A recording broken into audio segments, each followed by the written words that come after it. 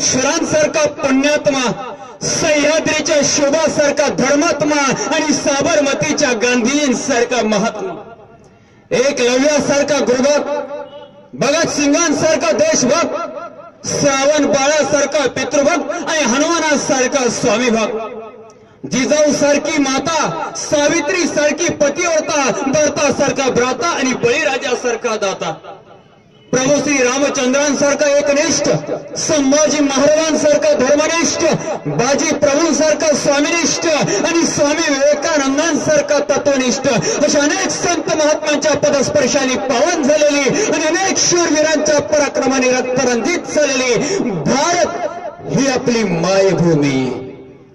याच भारत देशामध्ये 29 घटक राज्य आणि 7 केंद्रशासित प्रदेश आहेत. या 29 घटक राज्य आणि 7 केंद्रशासित प्रदेशांमध्ये एकमेव राज्य असं एकमेव राज्य की ज्या राज्याच्या फक्त नावातच नव्हे तर इतिहासातही महानता आहे आणि ते राज्य म्हणजेच महाराष्ट्र. महान असे जे राष्ट्र ते महाराष्ट्र. आणि केवढे आपले भाग्य की या महाराष्ट्राचे सुपुत्र, या महाराष्ट्राचे सुकन्या म्हणून आपण या महाराष्ट्रात जन्माला आलो आणि जगत आहोत. मात्र महाराष्ट्राच्या नागरिकांना एक नम्र आव्हान, या महाराष्ट्राच्या मातीत जगत असताना या महाराष्ट्राचा 400 वर्षापूर्वीचा इतिहास प्रत्येकानं अभ्यासायला हवा.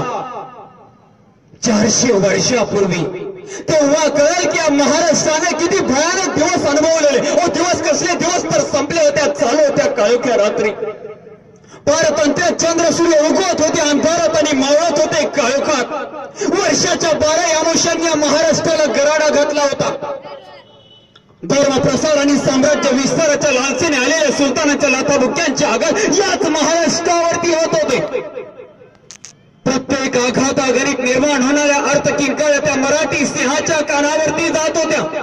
याच क्षेत्रातील तीर्थे तीर्थातील मंदिरे मंदिरामधील मूर्ती आणि मूर्तीमधील मामांची श्रद्धास्थाने, याच क्षेत्रातील पिके गोठ्यातील गाई वस्त्रे ओरडून ओरडून त्या मराठी तेजाला सांगत होते आम्ही भ्रष्ट झालो, आता नष्ट होण्याची वेळ आली, आम्हाला वाचवा आम्हाला वाचवा. आणि एक दिवस हा महाराष्ट्र रूपी स्तंभ कडाडलाय, कडाडून दुबगलाय आणि अफजल खान रूपी हिरण्यकश्यपूचा वध करण्यासाठी साक्षात महारुद्र नरसिंहाचा अवतार प्रगटलाय. ज्यानं आई आंबेनं दिलेल्या आशीर्वादाच्या बळावर भवानी तलवारीच्या धरून हे समस्त हिंदवी स्वराज्य निर्माण केले. असे माझे आदर्श स्थान, प्रेरणा स्थान, शिवकल्याण जानता राजा श्री छत्रपती शिवाजी महाराजांना माझा सर्वप्रथम कोटी कोटी प्रणाम. या महाराष्ट्राच्या भूमीत नव्हे तर या भारताच्या भूमीत अनेक युवराज झाले, अनेक युवराज. पण 125 पेक्षा जास्त लढाया खेळणारा, एकही लढाई पराभूत नाही, एकही तह नाही, एकदाही माघार नाही असा निधड्या छातीचा एकच अजय युवराज होऊन गेला. या महाराष्ट्राच्या भूमीत अनेक ज्ञानी महाज्ञानी होऊन गेले, पण 14व्या वर्षी संस्कृत ग्रंथ लिहिणारा एकच ज्ञानी होऊन गेला. या महाराष्ट्राच्या भूमीत अनेक पंडितही होऊन गेले, पण 14 भाषा जिभेवर असणारा एकच राजा होऊन गेला.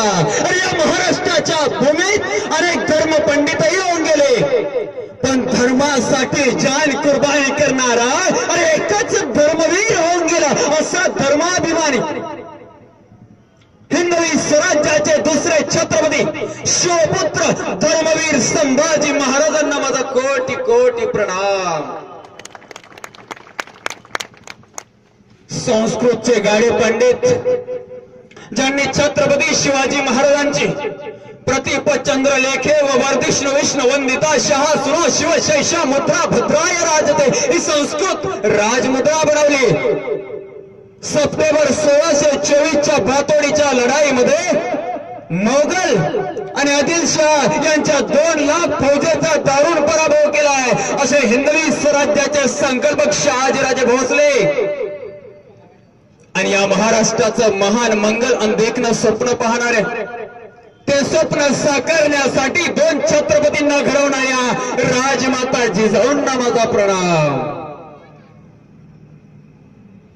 या भारताच्या सुपुत्रांना, या भारताच्या सुकन्यांना, नागरिकांना,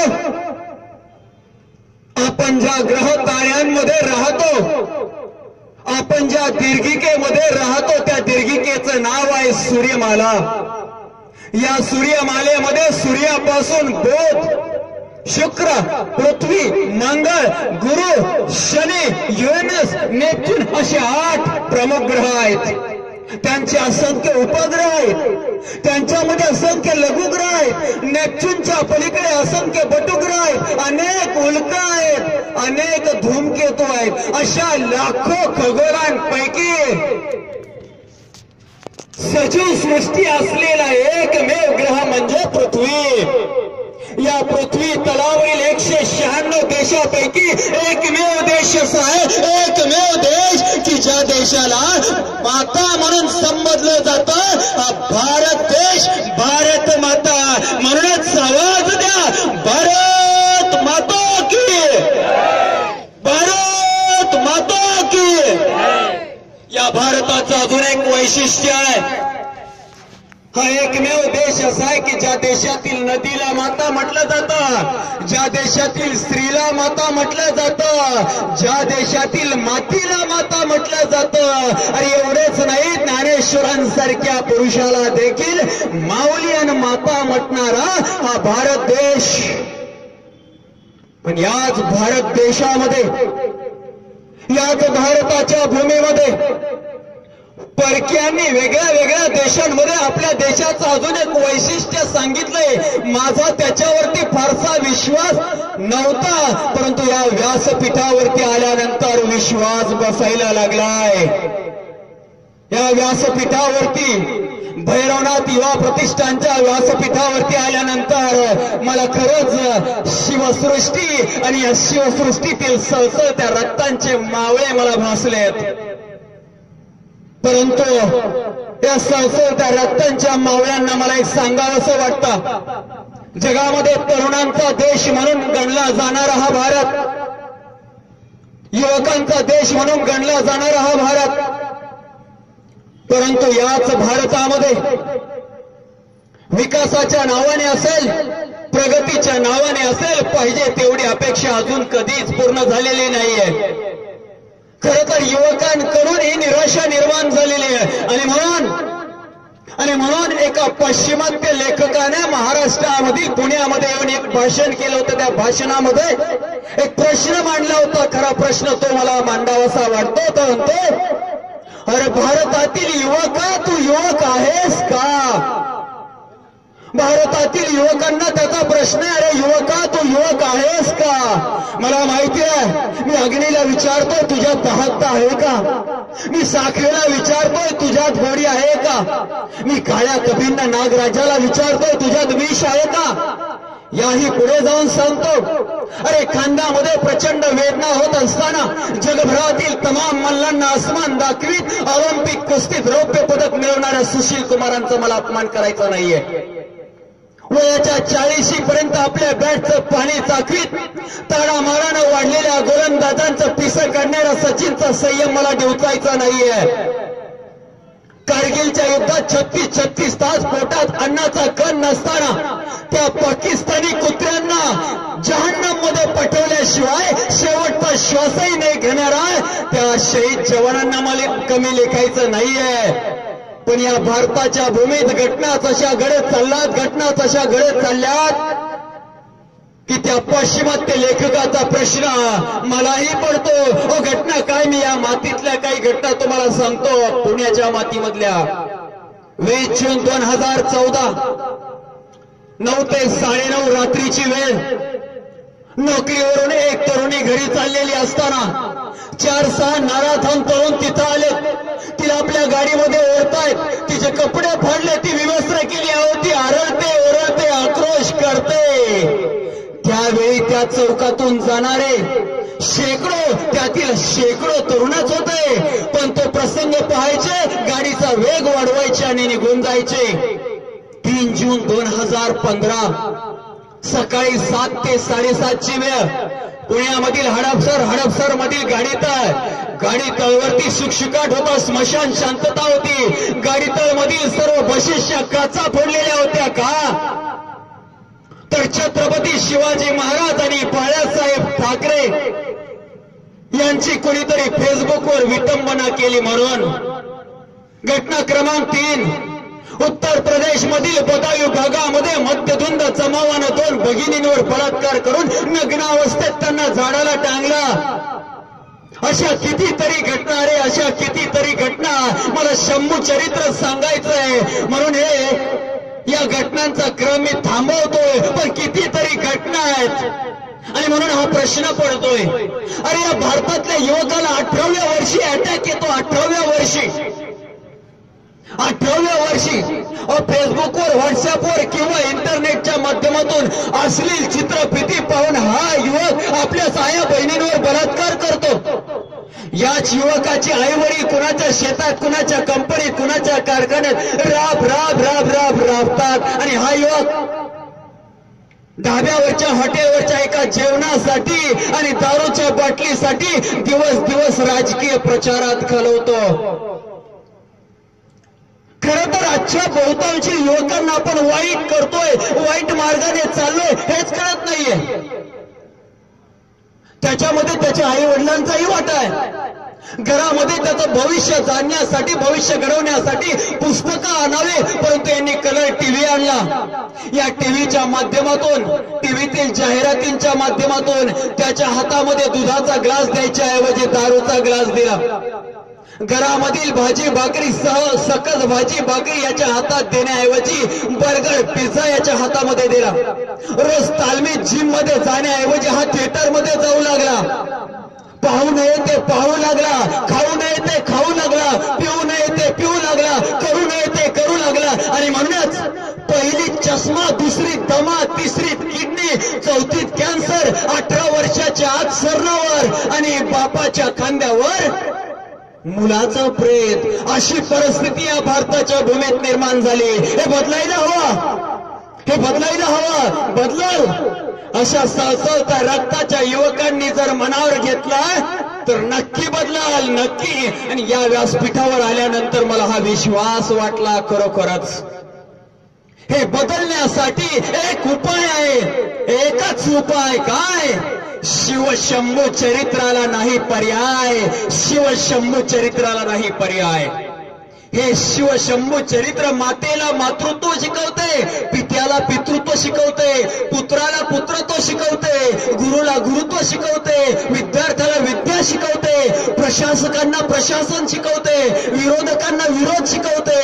अरे मित्र, युवकांना युवा म्हणजे काय शिकवते? शिवशंभू चरित्र वाचल्यानंतर युवक कसा असावा याचा सारांश मी तुमच्या समोर मांडतो. युवक कसा असावा? देहामध्ये तेज आहे. अरे चेहऱ्यावर तेज आहे, देहामध्ये शक्ती आहे, मनामध्ये उत्साह आहे, बुद्धीमध्ये विवेक आहे, हृदयामध्ये कारुण्य आहे आणि मातृभूमीवर प्रेम आहे. इंद्रियावर संयम आहे, मन ज्याचं स्थिर आहे, इच्छाशक्ती प्रगल्भ आहे, आत्मविश्वास दृढ आहे, धाडसाचे बळ आहे, सिंहासारखा निर्भय आहे, ध्येय ज्याचे उच्च आहे, सत्य ज्याचा ईश्वर आहे, जीवनामध्ये शिस्त आहे, व्यसनापासून मुक्त आहे, प्रेमळ ज्याचा सूर आहे, मानवता हेच कुळ आहे, पालकांवर श्रद्धा आहे, गुरुजनांचा आदर आहे, दीन दुबळ्यांचा सेवक आहे, सेवेसाठी तत्पर आहे, जीवनामध्ये नीती आहे, चारित्र्य ज्याचे शुद्ध आहे, तोच आदर्श युवक आहे, तोच आदर्श युवक आहे. या महाराष्ट्राच्या, या हिंदवी स्वराज्याच्या जडणघडणीमध्ये अनेक घराण्याचा वाटा आहे, पण 2 घराण्यांचा प्रामुख्याने उल्लेख करावा लागेल. परंतु या महाराष्ट्राचं दुर्दैव की या 2 घराण्यांचा एकाच परकीय सत्तेने, या 2 घराण्यांच्या पूर्वजांचा एकाच परकीय सत्तेने पराभव केला होता. त्यापैकी एक घराणा बुलढाणा जिल्ह्यातील बुराई नदीच्या काठावरचा सिंदखेड राजा आणि या सिंदखेडचे जाधव. जाधवांचे पूर्वज यादव यांचा इसवी सन 1326च्या सुमारास अल्लाउद्दीन खिलजी या परकीय सत्तेने पराभूत केला होता. दुसरे घराणं आहे भोसले. भोसल्यांचे पूर्वज म्हणजे मेवाडचे राजपूत. इसवी सन 1303 साली या अल्लाउद्दीन खिलजीने मेवाडवर आक्रमण केलं. मेवाडचा राजा लक्ष्मण सिंहासहित त्याचे 7 मुलं मारले गेले. सर्व राजश्रियांनी पद्मिनी राणी सहित जोहार केला, आत्मत्याग केलाय. परंतु मेवाडचा वारस जगला होता, वाचला होता. लक्ष्मण सिंहाचा 8वा मुलगा, नाव आहे अजय सिंह. काही दिवसातच मेवाडच्या गादीवरती अजय सिंहाला बसवलं. अजय सिंहाचे 2 मुलं, थोरल्याचं नाव सजन सिंह, धाकट्याचं नाव क्षेमक सिंह. एका लढाईत दोघांचाही पराभव झाला आणि रागावलेल्या अजय सिंहाने या दोघांऐवजी पुतण्या हमीरला गादीवर बसवलं. नाराज झालेल्या दोघा भावांनी वडिलांचं घर सोडलं 1320च्या सुमारास आणि दक्षिण भारतामध्ये आले. त्यावेळी दक्षिण भारतामध्ये हसन गंगू बहामणी नावाच्या एका व्यक्तीनं बहामणी राज्याची स्थापना केली होती. या बहामणी राज्यामध्ये जे 2 भाऊ होते त्यापैकी थोरला सजन सिंह, या सजन सिंहाच्या मुलाने नोकरी केली. त्याचं नाव दिलीप सिंग. दिलीप सिंग नंतर सिंगजी, सिंगजी नंतर बोसाजी, बोसाजी नंतर देवराज, देवराज नंतर इंद्रसेन, इंद्रसेन नंतर शुभकृष्ण, शुभकृष्ण नंतर भूमिंद्र, भूमिंद्र नंतर धापची, धापची नंतर बरहटजी, बरहटजी नंतर खेलोजी, खेलोजी नंतर कर्णसिंग, कर्णसिंग नंतर संभाजी, संभाजी नंतर बाबाजी, बाबाजी नंतर मालोजी राजे, मालोजी राजे नंतर शहाजी राजे, शहाजी राजे नंतर शिवाजी राजे आणि शिवाजी राजानंतर संभाजी राजे, ज्यांची आज आपण जयंती साजरी करत आहोत आणि ज्यांचं ज्वलंत चरित्र मी आपल्या समोर मांडणार आहे.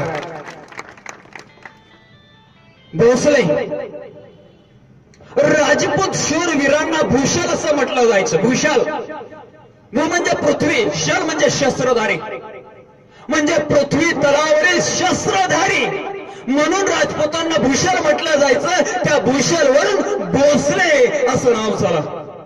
या भोसल्यांचे मूळ पुरुष बाबाजी भोसले मानले जातात, ज्यांना काही दिवस पुण्यामधील आपल्या हिंगणी, बेर्डी आणि ढवळगावची पाटीलकी मिळाली. नंतर त्यांनी वेरूळला ते स्थायिक झालेले म्हणून वेरूळचे भोसले. बाबाजी भोसल्यांच्या धाकट्या भावाचं नाव आहे परसोजी. बाबाजींना 2 सुपुत्र आहेत. थोरल्याचं नाव मालोजी राजे, धाकट्यांचं नाव विठोजी राजे. मालोजी राजांनी सुरुवातीला काही दिवस सिंदखेडच्या लखोजी राजे जाधवांकडे नोकरी केली. नंतर नोकरी सोडली, स्वतःच लष्कर उभा केलं, त्याच्या जोरावरती नाव कमावलं आणि त्याच्या जोरावरती सुपे, पुणे, चाकण आणि इंदापूरची जहागिरी मिळाली. मालोजी राजांच्या पत्नीचं नाव आहे उमाबाई, माहेरकडचं रुपीबाई. फलटणच्या निंबाळकरांच्या त्या कन्या. मालोजी राजे आणि उमाबाई यांना 2 सुपुत्र. थोरल्याचं नाव शहाजीराजे भोसले आणि धाकट्याचं नाव शरीफजी राजे भोसले. इंदापूरच्या लढाईमध्ये निजामशाहच्या बाजूने लढत असताना, आदिलशहाच्या विरोधात लढत असताना मालोजी राजे मारले गेले. म्हणून त्यांच्यानंतर त्यांचा वारसा जहागिरीचा असेल, लष्कराचा असेल, शहाजी राजांकडे आलाय. कर्तृत्वाच्या जोरावर शहाजी राजांनी सर्वलष्कर ही उपाधी मिळवली. परंतु शहाजी राजांचं साऱ्या हिंदुस्थानात नाव झालंय त्या सप्टेंबर 1624च्या अहमदनगर जिल्ह्यातील भातोडीच्या लढाईमुळे. भातोडीच्या लढाईचं वर्णन मी करत नाही, वेळ जाणार आहे. 1624 साली निजामशाही बुडवण्यासाठी आलेल्या आदिलशहानी मोगल्यांच्या एकत्रित 2 लाख फौजेचा पराभव शहाजी राजांच्या किती फौजेने? फक्त 20,000 फौजेने दारुण पराभव केला होता. सारे हिंदुस्थानात शहाजी राजांचा डंका वाजला होता. आणि आता शहाजी राजांची विजय मिरवणूक घरी आली. दारामध्ये जिजाऊ पंचारती घेऊन ओवाळण्यासाठी उभ्या होत्या. शहाजी राजांना ओवाळलं, ते घरी आले. घरामध्ये आल्यानंतर शहाजी राजांची गर्वाने छाती फुगलेली होती, अभिमानाने मान ताट झालेली होती. आणि शहाजी राजे म्हणतात, आज आम्ही फार मोठा विजय मिळवला, आज आम्ही फार मोठा विजय मिळवला. जिजाऊंच्या कपाळावरती आठव म्हटल्या. मगाशी असणारा चेहरा खिन्न झालाय आणि सुटलाय शहाजी राजांच्या दिशेने बाण. प्रश्नाचा बाण होता. काय प्रश्न? विजय कोणाचा? लढणारे मराठे, मरणारे मराठे, विजय कोणाचा? निजामाचा, आदिलशहाचा का मोगलांचा? 450 वर्षापूर्वी परिस्थितीच तशी होती. प्रचंड ताकदीच्या हत्ती आपापसात झुंजत होत्या, झुंजून मरत होते आणि कोल्हे कुत्रे राज्य करीत होते. ब्राह्मण असे होते, क्षत्रिय तसे होते. लबाडी हा वैश्यांचा कुलधर्म बनला होता. कुल बावा करत घाम गाणाऱ्या कष्टकऱ्यांचा महाराष्ट्र टाचेखाली मरत होता. बऱ्या नित्यास दिसणाऱ्या गोऱ्या कुर्बीने सहज बाजारात 25 सोन्यात 5 विकल्या जात होत्या, 25 सोन्यात 5 विकत मिळत होत्या. अरे बादशहाची मर्जी फिरली तर बायका पोरांसकट समुद्रात बुडून मारण्याचा हुकूम सहज सुटत असे. अपमानांनी संतापलेली आणि जुलमांनी बाजून निघालेली असंख्य मुखी पण जिवंतपणे बळी पडलेल्या बायका, मुलांच्या आणि पुरुषांच्या तळमळते आत्मे त्या निद्रिस्त भवानीच्या दाराशी आक्रोश करत होते. काय आक्रोश करत होते? दार उघड बाईया, आता दार उघड बाईया, दार उघड बाईया, आता दार उघड बाईया, दार उघड बाईया, आता दार उघड बाईया, दार उघड बाईया, आता दार उघड बाईया. विचारांची संबळ कडकडू लागली. वादळी वाऱ्यात असंतोषाचे पोट फुरफुरू लागले. असंतुष्ट मनाच्या गाभाऱ्यात आवाज घुमू लागलाय आणि महाराष्ट्राच्या त्या भवानीच्या दाराशी तो आवाज घुमू लागलाय. दार उघड बाईया, आता दार उघड बाईया. महाराष्ट्राचा शोक आणि आक्रोश ऐकून बया जागी झालीय. बया अस्वस्थ झाली. बयाने डोळे वटारले. शम्म निजम्म चंड मंड महिषासुरादी दैत्यांचा संहार करणारी बया सिंहासनासहित उठली आणि क्रांतीच्या उंबर ठेवून येऊन उभी राहिली. अरे ती क्रांतीची देवता, मूर्तिमंत सौदामिनी कोण? आदर्श माता, राजमाता जिजाऊ. या जिजाऊंच्या पोटी जन्म घेतलाय हिंदवी स्वराज्याचे संस्थापक, ज्यांनी वयाच्या 15व्या वर्षी कुलस्वामिनी तुळजा भवानीच्या चरणावरील फूल उचलून रायरेश्वराच्या पिंडीवर रक्ताचा अभिषेक घालून राजमाता जिजाऊंचं महान मंगल आणि देखणं स्वप्न साकार करणाऱ्या समशेरीच्या साह्याने सह्याद्रीच्या दऱ्याखोऱ्यात रक्ताचे रंगपंचमी खेळणार रायगडासारखी छाती आणि सह्याद्री सारखा देह धारण करणाऱ्या छत्रपती शिवाजी महाराजांचा जन्म म्हणजे हा विश्वाच्या इतिहासातील एक सुवर्ण क्षण. तो क्षण होता 19 फेब्रुवारी 1630 वार शुक्रवार, म्हणजेच फाल्गुन वद्य तृतीया शके 1551. काही दिवस शिवनेरीवर, काही दिवस अजोळी सिंदखेड राजाला, काही दिवस वडिलांकडे बंगलोरला आणि वयाच्या 12व्या वर्षी ते पुण्याला आलेत. पुण्यामध्ये शत्रूच्या फौजेने जाळपोळ केली होती. सगळे पुणेकर सह्याद्रीच्या दऱ्याखोऱ्यांमध्ये लपून छपून राहत होते. त्या लपून छपून राहणाऱ्या मावळ्यांच्या मनात स्वतःबद्दल विश्वास निर्माण केला. त्यांना पुण्यात आणलं. पुण्यात आणून सोन्याचा नांगर हाकलाय. शेतीला सुरुवात करून दिली. स्वराज्याची खरी उभारणी इसवी सन 1642 ला झाली.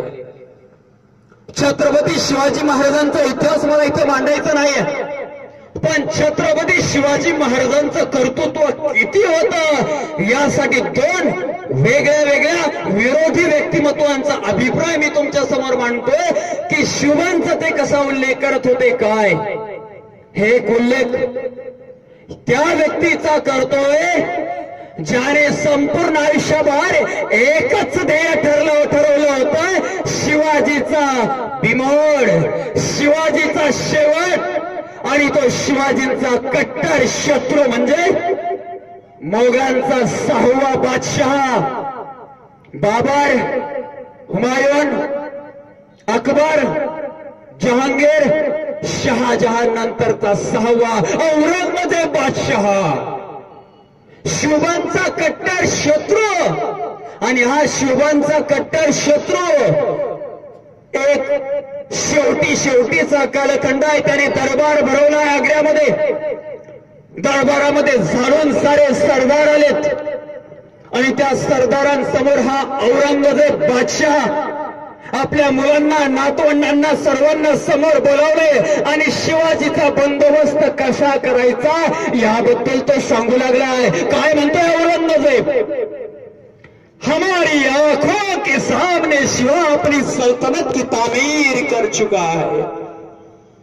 हमारी आंखों के सामने शिवा अपनी सल्तनत की तामीर कर चुका है। हमारी लाखों के फौज को शिकस्त देकर खदेड़ दिया है उसने। कंधार से तंजौर तक सारा हिंदुस्तान मुगली सल्तनत में शामिल करने का ख्वाब देखने वाले मां बदौलत क्या देख रहे हैं आज, क्या देख रहे हैं आज। तैमूर और चंगेज के खून ने कहीं शिकस्त नहीं देखी, कहीं शिकस्त नहीं देखी। तैमूर म्हणजे बापाकडचा वंशज आणि चंगेज म्हणजे आईकडचं वंशज। हा पुढे म्हणतोय, कहां गई हमारी वफादारी, कहां गई हमारी दियानतदारी। है हमारे मामू जान अमीर उमरा शाइस्ता खां साहब। 50,000 घोड़सवार, 50 तोफा, 50 हाथी, इतनी बड़ी फौज के साथ पुणे के लाल किले के छावनी में तैनात थे, लाल महल के छावनी में तैनात थे। शिवा ने उनकी छावनी में छापा डाल के इनके छक्के छुड़ा दिए।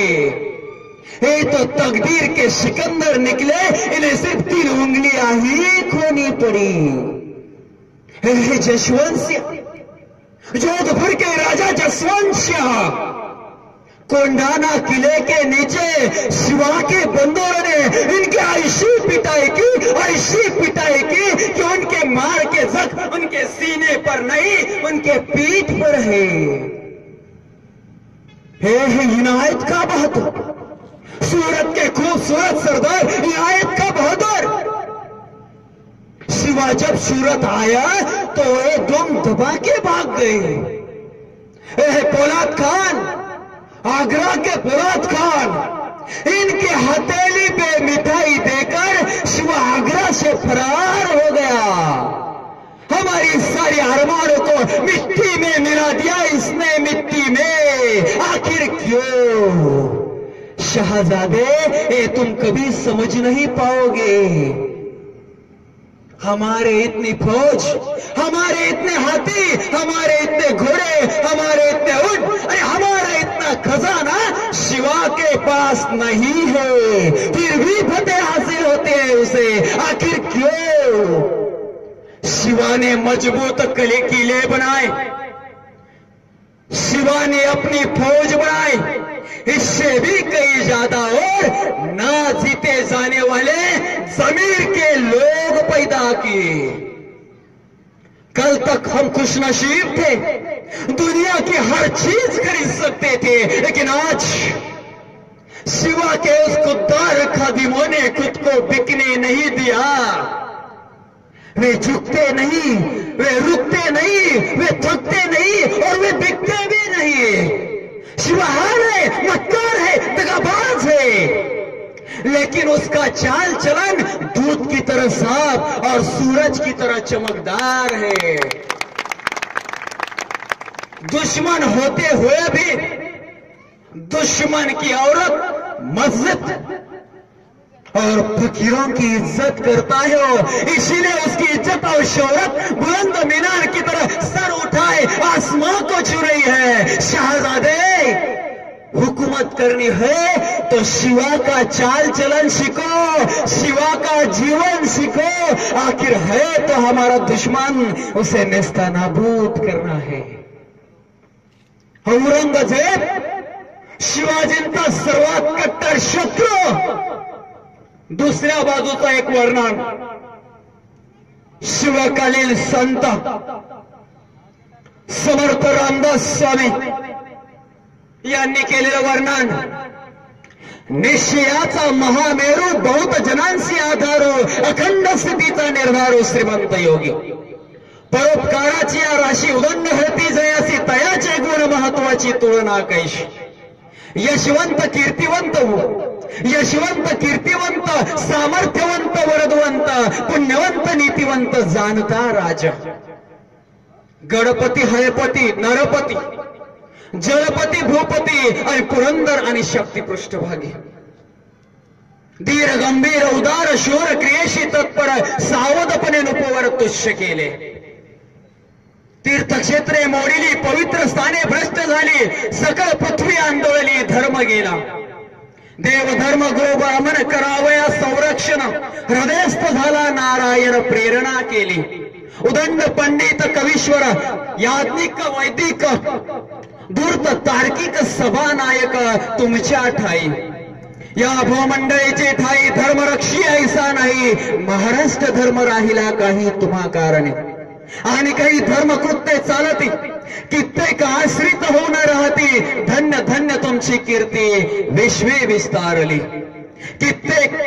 कित्येक दुष्ट संवारले, कित्येकांचे आश्रय झाले, कित्येकांना धाक सुटला. शिवकल्याण राजा, शिवकल्याण राजा, शिवकल्याण राजा. या महाराष्ट्राला गुलामगिरीच्या बेड्यामधून मुक्त करण्यासाठी नियतीनं सर्वप्रथम एक विद्यापीठ निर्माण केलं, संस्काराचं विद्यापीठ राजमाता जिजाऊ. आणि या जिजाऊंच्या विद्यापीठामधून साकारलं हिंदवी स्वराज्याचं एक छत्रपती पद. ज्यांनी या हिंदवी स्वराज्याची स्थापना केली ते छत्रपती शिवाजी महाराज. आता मात्र परिस्थिती बदलली होती. हा स्वराज्याचा अग्निकुंड बलिदान मागत होता, सर्वस्वाचा त्याग आणि समर्पण मागत होती महाराष्ट्राची माती. मराठ्यांच्या या सिंहासनासाठी साक्षात सिंहासनाधीश्वराचं बलिदान मागत होती महाराष्ट्राची माती. आणि त्यासाठी नियतीने एक नव्हे 2 विद्यापीठं निर्माण केली. 2.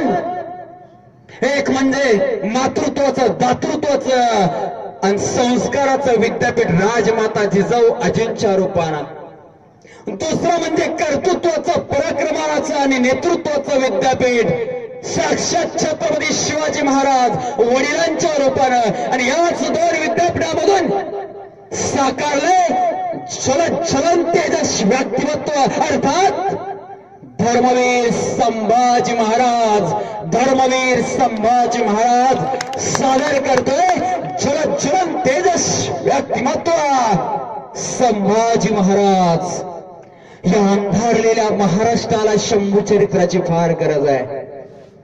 आणि शंभू चरित्र पुन्हा घराघरामध्ये पोहोचवण्यासाठी भैरवनाथ युवा प्रतिष्ठानच्या सशस्त्र रक्ताच्या युवकांची या महाराष्ट्राला फार गरज आहे. अशा या उत्साहामध्ये साजरी होत असणारी शंभू जयंती आजपासून बरोबर 359 वर्षापूर्वी ज्येष्ठ शुद्ध द्वादशीची पहाट. ज्येष्ठ शुद्ध द्वादशीची पहाट झाली. अवकाशातील तारका आपापसात कुजबुजू लागल्या आणि हळूहळू विरघळू लागल्या. प्रभेचे तीक्ष्ण बाण सोडीत आणि अंधाराचा विध्वंस करीत उषा आणि प्रत्युषा पूर्व क्षितिजावर आल्या. आज पुरंदर किल्ल्यावर पुजाऱ्यांनी बांधलेल्या केदारेश्वराच्या राऊळातील दगडी ठाणवया करंजे पेऊन वातीवरच्या ज्योतींना जागवू लागल्या. राऊळातील गाभारा त्यांनी उजळून टाकला.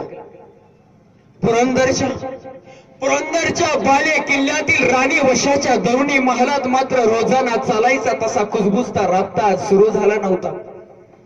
दरुणी महालातील राणी वशाच्या बाळंतिणीच्या अंधेरी दालनाचा दरवाजा अजून बंदच होता.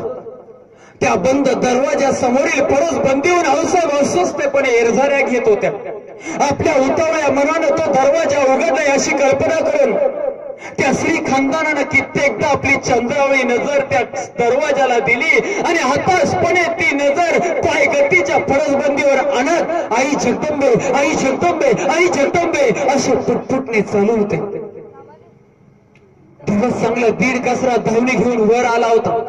महालाच्या महिरपीतून उतरलेल्या सूर्यकिरणांनी मध्यभागीच्या बिछाईतीवर ऐसपैस प्रकाश मांडला होता. अस्वस्थपणे एरझाऱ्या घालून आऊसाहेबांच्या पायाला कड आले होते. त्याहूनही अधिक कड त्यांच्या उरात दाटले होते. फक्त आऊसाहेबच अस्वस्थ होत्या, उत्साही होत्या असं नव्हे. सारा पुरंदर किल्ल्याचा कण आणि क्षण अस्वस्थ होता, उत्साही होता. म्हणूनच मागच्या क्षण पुढच्या क्षणाला विचारित होता. अरे काय पुढचा क्षण मागच्या क्षणाला सांगत होता अजून काही नाही थांब, अजून काही नाही थांब. तेवढ्यात दालनाचा दरवाजा कुसवात कुरकुरला. आऊसाहेब बिगी दरवाजाच्या दिशेने पुढे सरशा झाल्या. उरातल्या आऊपरानं कानात जमाव केला. डोळ्यासमोर अनेक सवालकडे टाकलेत. दरवाजा पुरता उघडला गेला. मागून राजाच बसका देखणं रडणं धावणी घेत कानी आला. दरवाजात कमरेवर हात ठेवून कुणबीने उभी होत. तापल्या दुधावर दाट साय जमावी तसं तिच्या नितळ मोकळ्यावरती हसू खुलते झाले आणि म्हणते काय, घडू द्या तोफांची नौबत, वाजू द्या ढोल ताशे. बाळ किसन जन्माला आलं. बाळ किसन. ढोल ताशांचे आवाज घुमू लागले. पुरंदरच्या चारही बाजूंचे बुलंद बुरुज आपल्या तोफांचे कंठ फोडून माथ्यावरच्या मावळी निळ्या आकाशाला खबर देत होते काय, राजश्रिया विराजित सकळ गौरवान्वित भोसले कुळावत श्रीमंत श्री छत्रपती शिवाजी महाराज यांच्या थोरल्या राणी सरकार वज्रचूडे पंडित सईबाई साहेबांना पुत्ररत्न झाले. पुत्ररत्न झाले. तो क्षण होता ज्येष्ठ शुद्ध द्वादशीचा शके 1579 म्हणजेच आजचा 14 मे 1657 वार गुरुवार. अगदी तेव्हाच या महाराष्ट्रातील जलप्रवाह त्या मुंबईच्या, त्या गोव्याच्या, त्या आदिलशहाच्या, विजापूरच्या, त्या आग्र्याच्या दिशेने धाव घेत होते. कशाला?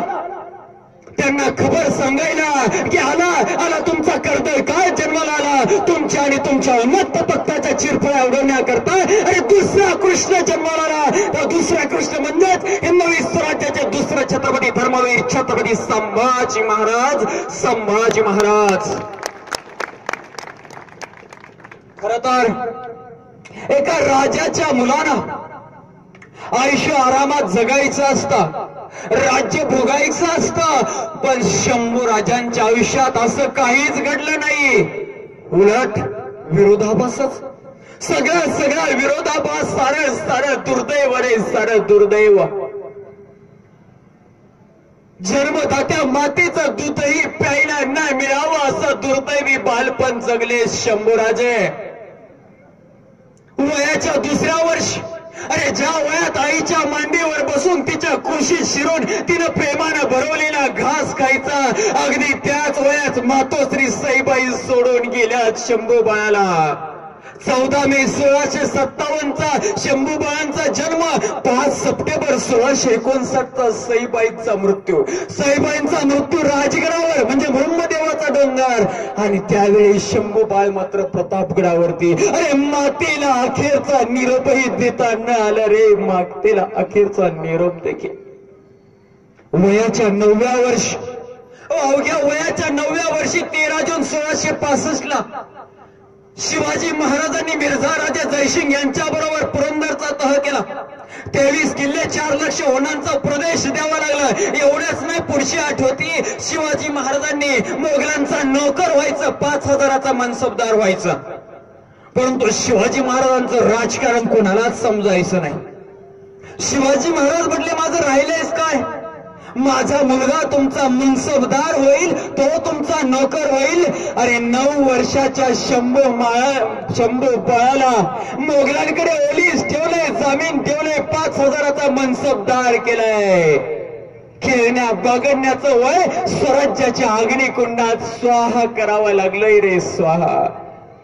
9 वर्षाला 2 दिवस कमी असताना 12 मे 1666 त्या आग्र्याच्या मृत्यूच्या कराल दाढेत याच पुरंदरच्या अटीनुसार जावं लागले रे. वयाच्या 10व्या वर्षी आग्र्याहून सुटलेत, शिवबा रायगडी पोहोचलेत 12 सप्टेंबर 1666 पण शिवबांनी सांगितलंय रायगडावरती शंभू बाळाचा मृत्यू झाला. शंभू बाळाचे अंत्यसंस्कार केले गेले. अरे जिवंतपणे शिवराजावर अंत्यसंस्कार या भारताच्या इतिहासामध्ये फक्त शंभू बाळांनी अनुभवलेत रे. असं दुर्दैव बालपण अनुभवलंय शंभू बाळाने. वयाच्या 17व्या वर्षी म्हणजे 17 जून 1674 रोजी ममतेचं दातृत्वाचं एकमेव राऊळ, त्या म्हणजे राजमाता जिजाऊ, त्याही सोडून गेल्यात रे, त्याही सोडून गेल्यात. शिवाजी महाराजांच्या दक्षिण मोहिमेच्या वेळी मंत्रिमंडळाच्या कटक कारस्थानामुळे रायगडावर मोहिमेत तर नाहीच नाही, मात्र रायगडावर देखील राहता आलं नाही.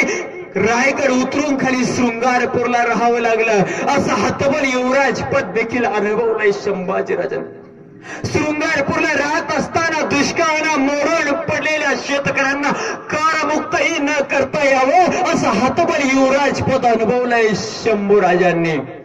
वेळ प्रसंगी मोगलांच्या गोटात जावं लागलं, मृत्यूच्या कराल दाढेत राहावं लागलं आणि त्याच वेळी भूपाळगडावरती आपल्याच माणसांचे 700 माणसांचे एक एक हात तोडल्याचा प्रसंग उघड्या डोळ्यांनी अनुभवा लागला. असं दुर्दैव युवराजपद अनुभवलंय रे शंभूराजांनी. एवढंच नाही, आपल्या वडिलांच्या छत्रपती शिवाजी महाराजांच्या चितेला अग्नी आणि अखेरचा निरोपही न देता यावं असं दुर्दैवी पुत्रपद अनुभवलंय शंभूराजांनी. हेही कमी होतं म्हणून कुणास ठाऊक नियतीने अजून एक खेळी केली. रक्ताच्या नात्याचा गणोजी शिर्के रे वतनाच्या तुकड्यासाठी फितूर झाला, वतनाच्या तुकड्यासाठी. आणि त्या संगमेश्वर या ठिकाणी संभाजीराजांना त्या औरंगजेबाच्या तावडीत सापडून दिले रे, तावडीत सापडून दिले. असं सारं दुर्दैव दुर्दैव दुर्दैव. पण एका बाजूने जरी दुर्दैव दिसत असलं तर हे दुर्दैव नाही, हे आहे परीक्षा, स्वत्व आणि सत्याची परीक्षा. अरे खरे उतरलेत आपले शंभूराज या परीक्षेला. म्हणूनच शंभूराजांसाठी म्हटलं जातं, संकट में भाग जाना आसान होता है, हर पहले जिंदगी का इम्तिहान होता है. डरने वालों को कुछ मिलता नहीं जिंदगी में, डरने वालों को कुछ मिलता नहीं जिंदगी में, लेकिन लड़ने वालों के कदमों में सारा जहान होता है, सारा जहान होता है. अरे वयाच्या दुसऱ्या वर्षी जरी मातेचं छत्र हडपलं असलं तरी कर्तृत्वाच्या जोरावर मराठ्यांचे छत्रपती झालेत आणि 9 वर्षाच्या राजकीय आयुष्यात स्वराज्याचा दुप्पट विस्तार केलाय, दुप्पट. वयाच्या 9व्या वर्षी पुरंदरच्या तहानुसार जरी मोगलांकडे ओलीस राहिले, जमीन राहिले, तरी स्वतःचा स्वाभिमान आणि राष्ट्राभिमान विकला नाही त्यांनी. यावर आपल्या स्वाभिमानानं आणि राष्ट्राभिमानानं मिर्झा राजे जयसिंगांचं मन जिंकून घेतलंय त्यांनी. एक साधा छोटासा प्रसंग आहे. 9 वर्षाचे बालशंभू शेजारी खेळतायत. इकडून मिर्झा राजे, त्यांच्यासमोर शोभाराजे, त्यांच्या पुढे दिलेर खान बसलाय. शिवाजी महाराजांना पुरंदरचा मानहानीजनक तह करावा लागलाय. दिलेर खानाला वाटलं अजून थोडासा अपमान शिवाजीचा करू, म्हणून दिलेर खानाने 9 वर्षाच्या शंभू बाळाला बोलावला. त्याला मनसबदारी मिळाली होती, 5,000ची मनसबदारी. त्या मनसबदारीमध्ये एक घोडा मिळाला, हत्ती मिळाला होता. आणि हा दिलेर खान काय म्हणतोय त्या हत्तीकडे बोट दाखवून, क्यों शंभूराजे इतना बडा हाती कैसे ले जाओगे. 9 वर्षाचे म्हणजे आत्ताचा जर हिशोब केला तर 3रीतला मुलगा. 3रीतल्या मुलाला सध्या तरी पाहिलं तर त्याचं दप्तर सुद्धा त्याची मम्मी त्याचे पप्पा शाळेपर्यंत पोहोचवतात. असं वय, अशा वयात शंभू बाळाने काय उत्तर दिलंय. खान साहेब, हा हत्ती आहे, जिवंत आहे, हाणत मारत कसा बी नाही हो, पण आमच्या आबासाहेबांनी तुम्हाला 23 किल्ले दिले, हलत नाही, डुलत नाही, कसे न्याल आग्र्याला. दिलेर खानाच्या मुस्कटात मारल्यासारखा कार्यक्रम केलाय 9 वर्षाच्या शंभू बाळांनी. अरे 9व्या वर्षी हे तेज होत. 9 वर्षाच्या राजकीय आयुष्यात 125 पेक्षा जास्त लढाया खेळणारे राजे. पुढे अरे छत्रपती शिवाजी महाराजांनी वयाच्या 15व्या वर्षी स्वराज्याची शपथ घेतली. यांनी वयाच्या 15व्या वर्षी गुजरात खंबाळ्याची मोहीम यशस्वी केली. खरं तर गुजरात खंबाळ्याची मोहीम सांगायला 2 ते 2.5 तास लागतात. फक्त एक तुम्हाला एक क्षण सांगतो की ज्यावेळेस गुजरात खंबाळ्याच्या शत्रूंना कळले अरे शिवाजी येत नाहीये, शिवाजी भोसला येत नाही चाल करून, मग कोण येत आहे, त्याचा 15 वर्षाचा मुलगा चाल करून आलाय, संभाजी. संभाजी सर्व गुजरात खंबाळ्याचे शत्रू न लढता पळून गेले. हा दरारा होता वयाच्या 15व्या वर्षी आपल्या शंभूराजांचा. अरे छत्रपती शिवाजी महाराजांनी पेटवलेला, छत्रपती शिवाजी महाराजांच्या अग्नीला जरी त्यांना चिता देता आली नाही तरी छत्रपती शिवाजी महाराजांनी पेटवलेला हिंदवी स्वराज्याचा अग्निकुंड शेवटच्या श्वासापर्यंत, रक्ताच्या अखेरच्या थेंबापर्यंत, अरे नाही नाही, तुमची शिवजयंती पाहून असं वाटतं आत्ताच्या क्षणापर्यंत तुमच्या आमच्या अंतःकरणामध्ये स्वराज्याचा अग्निकुंड तेवत ठेवलाय, प्रज्वलित ठेवलाय या शंभूराजांनी. त्या औरंगजेबाच्या मुलानं जेव्हा बापा विरुद्ध औरंगजेबाच्या विरोधात बंड केलं होतं तो अकबर, त्या औरंगजेबाची जिरवण्यासाठी त्या अकबराला या साऱ्या हिंदुस्थानात एकच राजा दिसलाय, शंभूराजा. म्हणून तर शंभूराजाच्या आश्रयाला तो अकबर आला होता. असे आपले शंभूराजे ज्यांचे वर्णन सिंहाचा छावा म्हणून शोभते. 14 भाषांचा जाणकार महाराजा, 14व्या वर्षी बुधभूषणम नावाचा संस्कृत ग्रंथ, नायिकाभेद, 7 शतक आणि नकशिक हे ब्रजभाषेतील 3 ग्रंथ लिहिणारा राजा जसा लेखनीत श्रेष्ठ होता तसा रणांगणातही श्रेष्ठ होता. आपल्या 9 वर्षाच्या राजकीय कारकिर्दीत स्वराज्याचा विस्तार दुप्पट केलाय. एकही किल्ला गमावला नाही, एकही किल्ला. या उलट त्या जंजिराच्या सिद्धीची जिरवण्यासाठी उसळत्या अरबी समुद्रात 800 मीटरचा सेतू बांधलाय.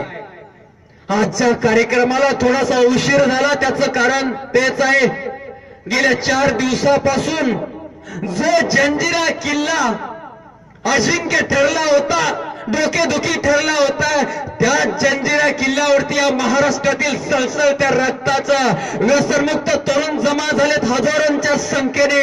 आणि त्या ठिकाणी शिव आणि शंभू चरित्र गायलं जातंय. सकाळी 6 पासून संध्याकाळी 12 वाजेपर्यंत व्याख्यानं, कीर्तनं. अशा अवस्थेत तुम्हाला सांगतो इथं बसायला तुम्हाला काहीच वाटत नाही, पण तिथली परिस्थिती अशी आहे, एका तासात वर 3 जरी कपड्यावर कपडे घातले तरी घामाचे थेंब खाली पडायला सुरुवात होते. अशी उष्णता आणि दमटपणा असताना एकही तरुण हलत नाही, डुलत नाही. कारण आहे तेजस्वीपणा शिव शंभू चरित्राचा, जो अंगात रुजला ना. चारित्र आणि राष्ट्र घडतं, तेच रुजवायचंय या भैरवनाथ तरुण मंडळाच्या व्यासपीठावरून तुमच्या आमच्या अंतःकरणामध्ये. ज्यावेळेस 5000 माणसं आणि 4000 जनावर अशी 9 लाखाची फौज घेऊन औरंगजेब दक्षिणेत आलाय, त्यावेळी एकाच वेळी सिद्धी, फिरंगी, पोर्तुगीज यांना त्यांच्या बिळात कोंडून टाकले, आदिलशाह, कुतुबशाह यांना एक केले आणि त्या 9 लाखाच्या फौजेला सळो की पळो करून ठेवणारा या हिंदुस्थानच्या इतिहासातील एकमेव राजा आहे. म्हणून तर शंभूराजांचं वर्णन करत असताना एक शाहीर काय म्हणतात, जिथे जाहले रुधिर पावन हौतात्म्याच्या यज्ञात. अरे जिथे जाहले रुधिर पावन हौतात्म्याच्या यज्ञात, मुजरा करतो तुम्हास राजे महाराष्ट्राच्या भूमीत, महाराष्ट्राच्या भूमीत. कुणी म्हणावे छावा तुम्हा, कुणी म्हणावे शेर, कुणी म्हणावे छावा तुम्हा, कुणी म्हणावे शेर, कुणी म्हणावे सेनानी तर कुणी म्हणावे वीर. अरे सळसळते समशेर शंभूची महाराष्ट्राच्या भूमीत, मुजरा करतो तुम्हास राजे महाराष्ट्राच्या भूमीत. तेजान तेज घेऊन 14 मिनिटी लखलखली, त्या चपलेचे बीज घेऊन वीजश्री दगदगली. त्या बिजलीचा लो दिसावा महाराष्ट्राच्या भूमीत, मुजरा करतो तुम्हास राजे महाराष्ट्राच्या भूमीत. मृत्यूला या मारण तुम्ही मोक्षास गेले येथे, ज्वलंतेस आयशे गौरवीला गेला येते. अरे मृत्युंजय ही काया झाली महाराष्ट्राच्या भूमीत, मुजरा करतो तुम्हास राजे महाराष्ट्राच्या भूमीत. इतिहासाची रसिले राजे, इतिहासाची तुम्ही रसिले राजे, इतिहासाची पाने कविते तुमच्या भूषवली. शंभू कवीची याद येते या महाराष्ट्राच्या भूमीत, मुजरा करतो तुम्हास राजे महाराष्ट्राच्या भूमीत. तख्त त्यागले क्षणभर क्षाने तुमच्या तप्तच तेजाने, काळाची ही मती कुंठित झाली तुमच्या दिव्यच दीप्तीने. अरे जीवन तुमचे कृतार्थ झाले, जीवन तुमचे कृतार्थ झाले महाराष्ट्राच्या भूमीत, मुजरा करतो तुम्हास राजे महाराष्ट्राच्या भूमीत. जीवित तृणवत मानवने, अरे जीवित तृणवत मानवने शिवांस त्या गौरविले, मरणाला या मिठी मारोनी, मरणाला या मिठी मारोनी गीता तत्व जागवले. मृत्यू तुमचा महान झाला महाराष्ट्राच्या भूमीत, मुजरा करतो तुम्हास राजे महाराष्ट्राच्या भूमीत, मुजरा करतो तुम्हास राजे महाराष्ट्राच्या भूमीत. असं म्हटलं जातं की छत्रपती शिवाजी महाराजांनी या विश्वाच्या तमाम तरुणांना, तमाम राष्ट्रभक्तांना जगायचं कसं ठरवलं शिकवलं, आणि शंभूराजांनी संघर्ष करत लढत राष्ट्रासाठी बलिदान कसं द्यायचं हे शिकवला. सुरुवातीला थोडा उशीर झालेला असल्या कारणानं बाकी प्रसंग सांगण्याऐवजी तो धीरोदात्त प्रसंग मी आपल्या समोर मांडतोय. कोणता? तर शंभूराजांच्या बलिदानाचा, अंगावर काटे आणणारा तो शंभूराजांच्या बलिदानाचा प्रसंग फक्त महाराष्ट्रातच घडू शकतं. असा त्याग, असं बलिदान मातीसाठी ना भूतो ना भविष्यात आहे, असा तो प्रसंग मी आपल्या समोर सादर करतोय. हा शेवटचा प्रसंग 2 फेब्रुवारी 1689 पंत पितुरीने संगमेश्वराला संभाजी महाराजांना अटक केल्यावर मुकरब खान म्हणजे शेख निजाम, मुकरब खानानं ही बातमी औरंगजेबाला कळवली. तहजीबची माळ गरगर गरगर फिरवत फुटू पाहणारा कर्जातला आनंद कसा बसा रोकत तो शांत धीम्या सुरत आपल्या फौजेला हुक्म देत होता, फौज उठाओ आखलोच की और बहादुरगड चलने का इंतजाम करो. बहादुरगड म्हणजे आमच्या अहमदनगर जिल्ह्यामध्ये भीमा सरस्वती या 2 नद्यांच्या संगमावर श्रीगोंदा तालुक्यामध्ये असणारा सध्याचा धर्मवीरगड. 10 वर्षापूर्वी त्या बहादुरगडाचं आम्ही धर्मवीरगड असं नामकरण केलेलं आहे. त्या धर्मवीरगडावरती, त्या बहादुरगडावरती फौज आलेली 5 लाखाचा तळ पडलाय. इकडे बहादुरगडावरून खुद्द औरंगजेबाने मुकरब खानाच्या अगवानीसाठी त्याचे खास पाठवलेले नेक सरदार होते हमीमुद्दीन खान आणि सरदार खान. त्यांच्या बरोबर मुकरबच्या किल्लतीसाठी नव्या मरातबीही दिल्या होत्या. त्यापैकी एका खिदमतगाराच्या घोड्यावर 2 तख्ताकुला म्हणजे लाकडी इराणी पद्धतीचे घोडे होते. तुम्हाला तख्ताकुला म्हणजे जर कळून घ्यायचं असेल तर साधे पाहिलंय तुम्ही काय? संभाजी महाराजांच्या जीवनावर तर 1689 नावाच्या चित्रपटाचं एक पोस्टर तुम्ही पाहिलं असेल की त्या पोस्टरवरती संभाजी महाराजांचे दोन्ही हात जखरून टाकलेत, मान जखरून टाकले. ते लाकडी घोडे त्याला तख्ताकुला म्हणत असत. वाघासारख्या हत्तीच्या ताकदीच्या गुन्हेगारांना कैद करण्यासाठी त्याचा वापर केला जायचा. हमीमुद्दीन खान मुकरब खानाला म्हणतोय, परंपराचा हुक्म है, दोनों कैदियों को तख्ताकुला डालो. मुकरब खानाच्या इशाराशी काही हशम पुढे सरसवले. संभाजीराजा कैद केलेले संभाजीराजे आणि कविकलशांना घोड्यावरून अक्षरशः खाली ओढले. त्यांच्या गळ्यातले मोठी कंठे, कानातले सोने चौघडे, साडे अलंकार ओरबाडून घेतले. त्यांच्या अंगावरचा जामा टराटरा फाडला गेलाय. त्याऐवजी ढगाळ विदुषकी कुर्ता दोघांच्या अंगी जबरीने चढवला गेलाय. कमरेला घंटांच्या माळा, घुंगरांच्या माळा आणि काटेरी वेली करकचून आवळली गेली. डोक्यावर लाकडी विदुषकी माटांची टोपी चढवली गेली आणि असा विद्रूप अवतार करून या हिंदवी स्वराज्याचे दुसरे छत्रपती तुम्हामांच्या आराध्य स्थान शंभूराजा, या शंभूराजांची धिंड त्या पेडगावच्या भूमीमध्ये काढली गेली रे. वाजत गाजत ही सारी मिरवणूक पातशाच्या आदेशानुसार धर्मवीर गडाच्या समोर दिवाणी खास जवळ आली. साऱ्या सरदारांनी आपल्या पातशाला ताजीम दिली. थोडेसे बाजूला झाले. औरंगजेबाने समोर नजर टाकली. साखर दंडाने जखडलेल्या शंभूराजांना पाहिलं. अत्यंत भावना विवश झालेला हा औरंगजेब सिंहासनावरून उठलाय. तहजीबची माळ पोटाशी धरत एक एक एक एक पायरी खाली टाकत सिंहासनावरून खाली आलाय. गुडघे टेकलेत, डोके टेकवले आणि सारा दरबार आश्चर्यचकित पाहत होता. सारा दरबार अवाक होऊन पाहत होता. का पाहत होता? कारण साऱ्या हिंदुस्थानात पुऱ्या आयुष्यात, अरे पुऱ्या आयुष्यात हा औरंगजेब भरलेल्या दरबारात फक्त 2दा सिंहासनावरून खाली उतरला होता. एकदा 16-17 वर्षा पाठीमागे जेव्हा रायगडावरती छत्रपती शिवाजी महाराजांनी स्वतःचा राज्याभिषेक करून घेतला ही बातमी कळली तेव्हा शरमेनं शहारलेला हा औरंगजेब असा सिंहासनावरून खाली उतरला होता आणि झुकून काय म्हणत होता, या अल्लाह या खुदा, या अल्लाह या खुदा, कितना है बुरा वक्त, कितना है बुरा वक्त. किसानांचे कास्तकारांचे बच्चे हातात विळे खुरपे घेऊन घास कापण्याऐवजी तख्तावर बसू लागले तर या अल्लाह.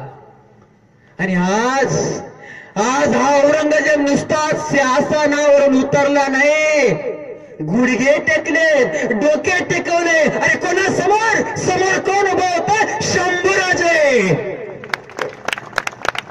शंभूराजांचे मित्र या प्रसंगाचं वर्णन करतायत. मी त्याचा मराठी अनुवाद सांगतो. रावणाच्या सभेत जसे जखडून ठेवले हनुमाना, रावणाच्या सभेत जसे जखडून ठेवले हनुमाना, औरंग दरबारी तसाच ठाकसी तू मराठ्यांच्या पंचप्राणा.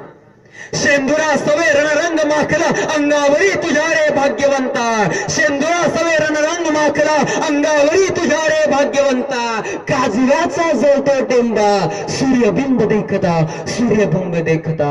दिव्यमत नखरा न जाकत, अरे दिव्यमत नखरा न जाकत, पाहुणे झुकली दिल्ली आणि मुजऱ्यास्तव तुझ्या औरंग्या तख्त उतरून येई खाली, तख्त उतरून येई खाली.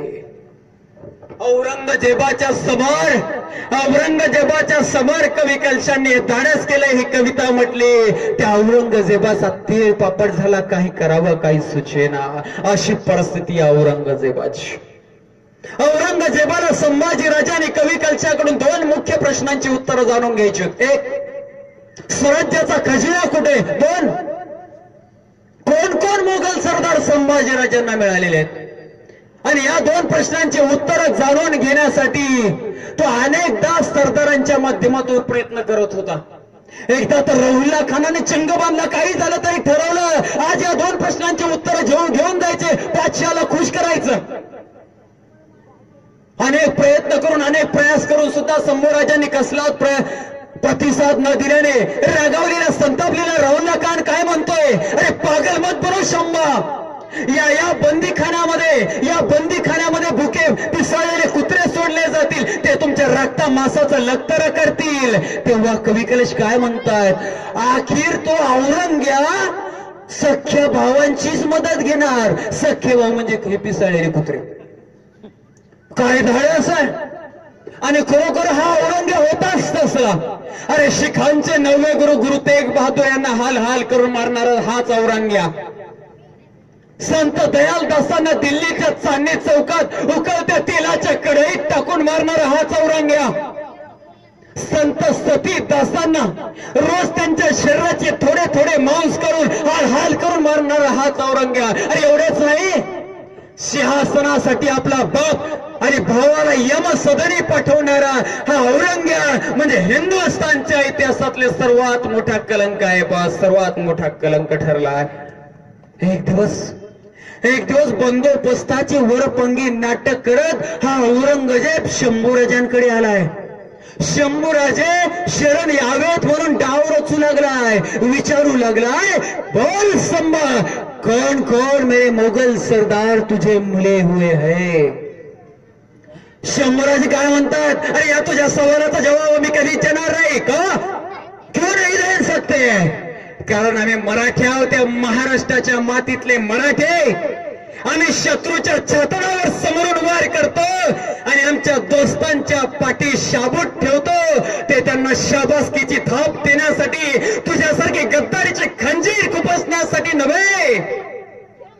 अरे एखाद्या माणसाने समोरून ताट मानेने बोलल्याचं सुद्धा या औरंगजेबाला ऐकवत नव्हतं, आठवत नव्हतं. आणि हा संभा उघड शिव्या देतोय, तुंबतोय औरंगजेबावर. लालीलाल झालेला औरंगजेब काय म्हणतोय, अरे संभा, या तुझ्या शिवाच्या भूमीत, या तुझ्या पेडगावच्या भूमीत तुझी विदूषकासारखी अपमानास्पद भिंड काढली, तेव्हा का नाही तुझा एखादा मराठा, एखादा मायका पूत माझ्या घोड्याचा लगाम खेचायला आला. हे तरी हार है अजित. तेव्हा शंभूराजे म्हणतायत हा तर फक्त घातपात, आणि असल्या घातपातानं पैदा केलेल्या गोष्टीला तू जर फते समजत असशील तर तू फक्त गद्दारांचाच हिंदुस्थान, गद्दारांचा शहनशाह ठरशील, हिंदुस्थानचा नाही. अरे असेल तुझ्यामध्ये अजून हिंमत तर तोडून दाखव या अंगावरच्या बेड्या, काढ बाहेर मैदानात तुझा सिपा सालार शहाजादा नाही तर पोता, होऊन जाऊ दे आमने सामने जंग, आणि मग तेव्हा माझ्या हातातली सळसळणारी तेगच तुझ्या सवालांचा चांगला जवाब देईल. हा जळजळीत जवाब ऐकल्यानंतर औरंगजेबाच्या डोळ्यासमोर अंधार निर्माण झालाय. अंधारे आल्या त्याला म्हणतो आपण. आणि या अंधारात ज्या नाशिकच्या रामशेज किल्ल्याने 6.5 वर्ष झुंजवत ठेवलंय, तो नाशिकचा रामशेजचा किल्ला दिसायला लागलाय. त्याच अंधारात त्या रामशेजच्या किल्ल्याने नामहरम केलेले त्याचे नामसंद सरदार दिसायला लागलेत. औरंगजेब विचार करतोय, अरे एक किल्ला या संभाचा जिंकायला 6.5 वर्ष जटावं लागलं, मरावं लागलं. हा संभा तर 450 किल्ल्यांचा अनभिषिक्त सम्राट आहे. याला झुकवायला, याला वाकवायला आणि याला पराभूत करायला माझ्यासारखे किती औरंगजेब जन्मावे लागतील हा विचार करतोय स्वतः औरंगजेब आणि औरंगजेब स्वतः, आणि त्याचे काही दरबारातले इतिहासकारांनी या साऱ्या गोष्टी लिहून ठेवल्यात.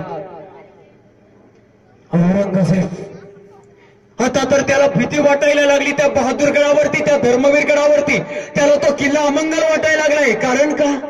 अरे मराठ्यांचा छत्रपती कैद केलाय, पण एक किल्ला जिंकल्याची वार्ता आली नव्हती. 20 दिवस उलटून गेले संभाजी महाराजांना अटक करून, परंतु संभाजींचा मुलूक जिंकल्याची बातमी अजून येत नव्हती. अरे 9 लाखाची फौज काय कामाची?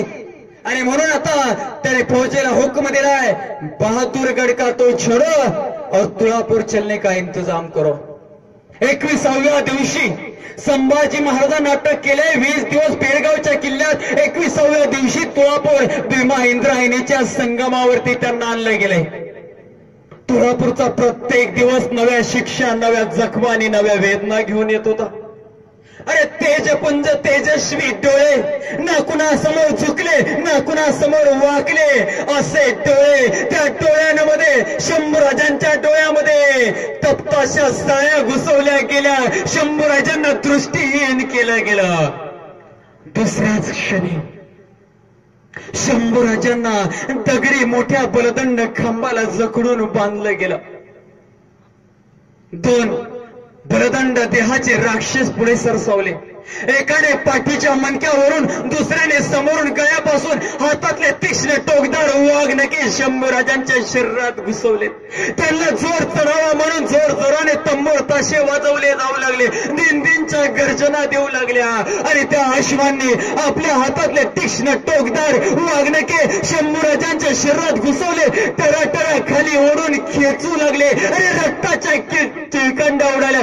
रक्ताच्या धारा वाहू लागल्या. रक्ताच्या धारा. शंभूराजांची त्वचा टराटरा फाटू लागली, आतडी तुटू लागली, कातडी सल्ली जाऊ लागली. रक्ताच्या धारा दूरपर्यंत पोहोचल्यात. पण अरे त्या हाशिमांचे हात थरथरलेत. पण जीव वाचवण्यासाठी शंभूराजाने एकदाही आवाज काढला नाही. औरंगजेब विचारतोय, अरे चिल्लाया क्या? नहीं. चिल्लाया क्या? नहीं. चिल्लाया क्या? नहीं. औरंगजेब हळूहळू मरत होता. अपमानाने त्याला पाहिजे होतं शंभूराजांचं रडणं, विळवळणं, क्षमा याचना करणं. पण त्याला काय माहित या महाराष्ट्राच्या मातीतला मराठा काय चीज असते. दुसऱ्याच क्षणी बादशाहच्या इशाऱ्यासरशी एकाने आपल्या हातातील कुऱ्हाडीचे धारदार पते शंभूराजांच्या मानेवर चालवले. रक्ताचे चेकंडी उडाली. ते झुकले नाही कोणासमोर, जे वाकले नाही कोणासमोर. ते शंभूराजांचे शिर धडा वेगळे झाले, धडा वेगळे. पुन्हा एकदा पातशाने इशारा केलाय. पातशाच्या इशाऱ्यासरशी अनेक हशम पुढे सरसावले. शंभूराजांच्या देहावरती कुऱ्हाडीचे पाती चाललेत. रक्तमासांचे पाठ वाहू लागलेत. शेजारून वाहणारी भीमामाई शहरली. सखा सह्याद्री हेलावून गेला. अरे एक सह्याद्री, त्या 100 रुपये सह्याद्री, तो 100 रुपये सह्याद्री दुसऱ्या सह्याद्रीला सोडून चालला होता देव, देश आणि धर्म यांसाठी. म्हणूनच कवी योगेश, आपल्या थोरात सरांनी मगाशी सुरुवात केलीच होती. कवी योगेश काय म्हणतात? देश धर्म पर मिटीने वाला शेर शिवा का छावा था, महापराक्रमी परम प्रतापी एक ही शंभू राजा था. दोनों पैर कटे शंभू के, दे मार्ग से हटा नहीं, हाथ कटे तो क्या हुआ, सत्कर्म कभी छूटा नहीं.